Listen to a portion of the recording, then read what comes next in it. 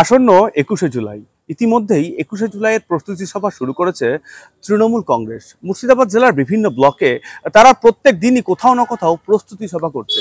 আর এবার মুর্শিদাবাদ জেলা তৃণমূল কংগ্রেসের সংখ্যালঘু সেলের উদ্যোগে শহর বহরমপুরে ২১শে জুলাই উপলক্ষে হতে চলেছে এক মেগা রক্তদান শিবির।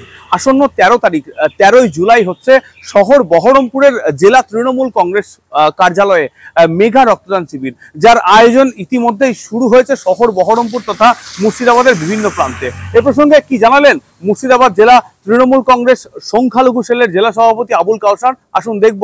আমরা যারা তৃণমূল কংগ্রেস করি প্রত্যেকের কাছে আমাদের ২১শে জুলাই একটা ভীষণভাবে তাৎপর্য। নেত্রী আমাদের কি বার্তা দেয় সেই অপেক্ষায় আমরা অধীর আগ্রহে অপেক্ষা করে থাকি এবং কলকাতার উদ্দেশ্যে রওনা দিই।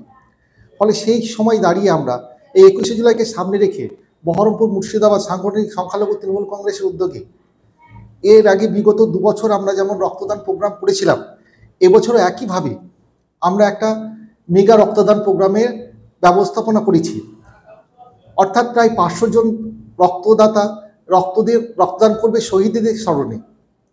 আমরা যেহেতু তৃণমূল কংগ্রেসের কর্মী, মমতা ব্যানার্জি এবং আমাদের নেতা অভিষেক ব্যানার্জিকে তাদের আদর্শকে পাথেয় করে আমরা এই সমস্ত বিভিন্ন রকম কর্মসূচি নিয়ে থাকি সারা বছর যাবৎ। তেমনি ২১শে জুলাইকে সামনে রেখে আমরা এই রক্তদান কর্মসূচি নিয়েছি। একই সঙ্গে আমরা কর্মসূচি নিয়েছি ফ্রি স্বাস্থ্য কেন্দ্র, অর্থাৎ বিভিন্ন রকম স্বাস্থ্য আমাদের পরীক্ষা করা হবে, ডাক্তারবাবুরা থাকবেন সঙ্গে। একইভাবে যেটা থাকবে, আমরা কিছু গুণীজনদেরকে সম্বর্ধনার ব্যবস্থাপনা করেছি। এই হচ্ছে ১৩ই জুলাই, আমাদের ২১শে জুলাইকে সামনে রেখে ১৩ই জুলাইয়ের একটা এরকম মেগা রক্তদান কর্মসূচি আমরা আয়োজন করেছি। সাধারণ মানুষের উদ্দেশ্যে একটাই কথায়, আমরা সর্বদা যেমন মানুষ, আমাদের নেত্রী, আমাদের নেতা অভিষেক ব্যানার্জি মানুষের সবসময় উন্নয়নকে নিয়ে যেমন পাথেয় সামনে রাখার চেষ্টা করেন, উন্নয়নকে সামনে রাখেন, তেমনি একইভাবে আমরা তৃণমূল কংগ্রেসের কর্মী হিসাবে আমরা বলতে চাই, মানুষের যেমন উন্নয়ন আমরা করছি, একইভাবে মানুষের পাশে থাকার জন্য। অর্থাৎ আমরা জানি রক্তদান মানুষের জীবনদান।